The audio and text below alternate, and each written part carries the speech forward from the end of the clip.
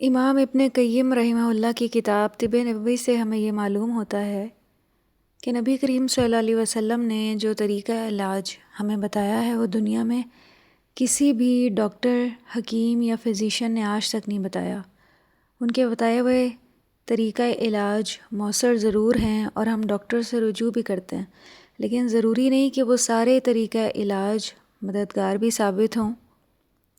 کیونکہ کچھ بیماریاں جسمانی نہیں ہوتی بلکہ روحانی ہوتی ہیں، تو اس کا علاج بھی ہمیں طب نبوی سے ملتا ہے۔ وہ روحانی بیماریاں یا امراض جنہیں دیکھا نہیں جا سکتا، ہم انہیں حواس خمسہ سے محسوس نہیں کر سکتے، تو ان کا علاج پاکیزہ کلمات کے ذریعے کیا جاتا ہے۔ قرآن پاک اور حدیث سے ہمیں پتہ چلتا ہے کہ ہماری صحت پر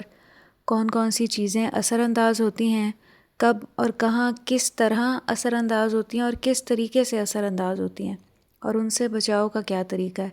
اور ہم ان سے پرہیز، حفظان صحت اور حفاظتی تدابیر کے بارے میں جانیں گے جن کے بارے میں لوگ کانشیس نہیں ہوتے۔ ہم اپنی زندگی میں بسا اوقات کئی غلطیاں بار بار کرتے ہیں اور اس کا تجربہ بھی ہمیں ہوتا رہتا ہے، لیکن ہم اس سے پرہیز نہیں کرتے، اس لیے ہم بار بار بیمار ہو جاتے ہیں۔ مثال کے طور پہ کئی بار ہم نے تجربہ کیا کہ بہت ٹھنڈا پانی پینے سے گلا خراب ہوا، لیکن پھر بھی ہم اس سے نہ رکے،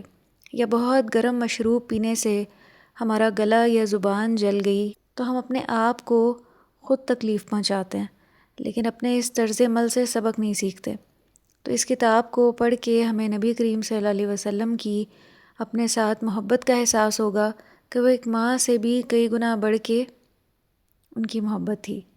نبی کریم صلی اللہ علیہ وسلم نے ہمیں سکھایا کہ ہمیں اپنا خیال کیسے رکھنا ہے،